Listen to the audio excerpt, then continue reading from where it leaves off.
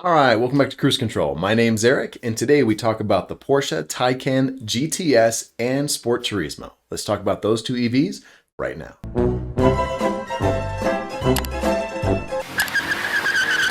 All right, so Porsche is leading the way when it comes to fun EVs. I know that Tesla was first to the ball game, and Teslas are very fast, 0 to 60. No one has really ever said that they're fun and entertaining to drive outside of that initial 0 to 60 launch. Although I would love to drive the Plaid, getting 0 to 60 in 1.99 seconds sounds like a heck of an achievement, and I'd like to experience that myself.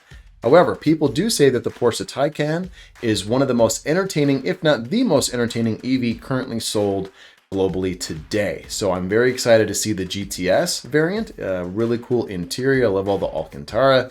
I love all the different modifications with wheels, tires, brakes, all that kind of fun stuff. Pricing's about $132K. That's pretty expensive, but does give you 590 horsepower, a 93.4 kilowatt hour battery pack, and 0 to 60.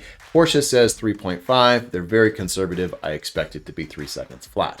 So very quick, very cool. Although I do like the Sport Turismo a little bit better because it does have the hatchback or wagon or whatever you want to call it, more space. So I like that. It's only $2,000 more, so 134K. And if I had the money, I'd get the Sport Turismo. Out of these two, which one would you guys get? My name's Eric. This is Cruise Control. Thank you for watching.